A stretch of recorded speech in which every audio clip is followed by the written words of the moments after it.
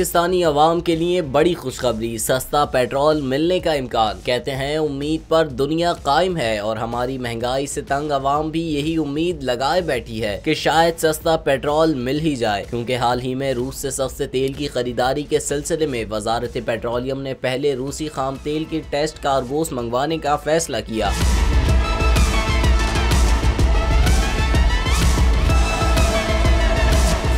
जराये के मुताबिक रूसी खाम तेल, यूराल और सोकोल्स का एक एक कार्गो मंगवाया जाएगा। पाकिस्तान में रूसी टीम की मौजूदगी में खाम तेल को रिफाइन किया जाएगा। कहा जा रहा है कि वजारत पेट्रोलियम के हुक्काम देखना चाहते हैं कि रूसी खाम तेल से पेट्रोल, डीजल और फर्नेस ऑयल कितनी मिकदार में निकलता है। टेस्टिंग के बाद मार्च के आखिर में रूस से तेल की खरीदारी के मुआहदे का इम्कान जाहिर किया जा रहा है। उनका देखना है कि क्या ये इकदाम पाकिस्तानी अवाम के लिए सस्ता पेट्रोल फराहम करने में कामयाब होता है या नहीं।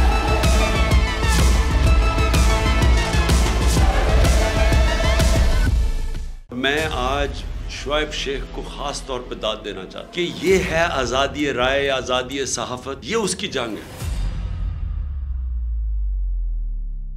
हर किस्म के दबाव के बावजूद शुएब शेख खड़े रहे इस मुल्क की उस सहाफत के साथ जो जमहूरियत का हुस्न है। एक वो सहाफत जो किसी प्रेशर में नहीं आती, जो किसी एस्टेब्लिशमेंट से नहीं खौफजदा होती। ये जो डाकू मुसल्लत किए गए हैं, इनकी रिश्वत नहीं लेती, वो है इस मुल्क की असासा। सहाफत वो असासा बन जाता है।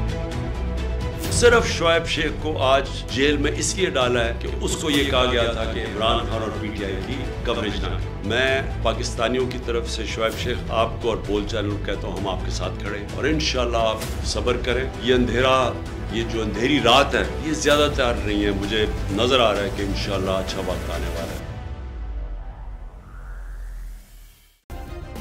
सब्सक्राइब करें और बेल दबाएं ताकि कोई खबर रह न जाए।